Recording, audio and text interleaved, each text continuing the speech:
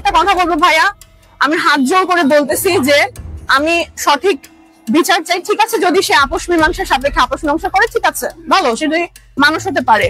কিন্তু আমি সেটা যদি সেই পর্যন্ত সীমাবদ্ধ, সে যদি তার লেহাজ আমার সাথে না রাখে, আমি অবশ্যই আইনের প্রতি শ্রদ্ধাশীল বিচার চাই। আমি চাই আপনারা সবাই আমার পাশে থাকবেন, সত্যের সাথে থাকবেন, এবং আমি অবশ্যই প্রমাণ সহকারে, প্রমাণ যেহেতু দেখিয়েছি, বাকি আরো অনেক প্রমাণ আছে। আলোচিত সমালোচিত মডেল অভিনেত্রী সানায়া মাহবুবকে নিয়ে ফের শুরু হয়েছে আলোচনা। মঙ্গলবার তাকে আদালত চত্বরে দেখা গেলে তার ছবি ও ভিডিও সামাজিক যোগাযোগ মাধ্যমে ছড়িয়ে পড়ে। সেখানে তাকে আগের তুলনায় অনেকটা মোটা দেখায়। বিশেষ করে বুকের অস্বাভাবিক বৃদ্ধি নিয়ে নানা ধরনের ট্রল ও কটাক্ষ শুরু হয় অনলাইনে। অনেকে তার শরীরে অস্বাভাবিক অবস্থা দেখে এটি নিয়ে তির্যক মন্তব্যে মেতেছেন। কেউ কেউ এটাকে ব্রেস্ট ইমপ্ল্যান্ট করার প্রতিক্রিয়া বলেছেন, কেউ কেউ বলেছেন গজব। আজ সামাজিক মাধ্যমে একটি স্ট্যাটাস দিয়ে এ তথ্য জানিয়েছেন সানায়া।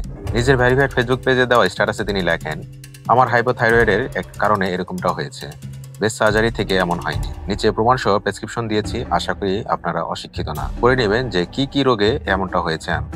তিনি আরো বলেন, আমি অনেকদিন ধরেই এই রোগে ভুগছি এবং আমার মতো যে আপুরা ভুক্তভোগী তারা বুঝবেন এই রোগ কতটা জটিল। আমি যুদ্ধ করছি আমার এই অসুখের সাথে প্রতিনিয়ত।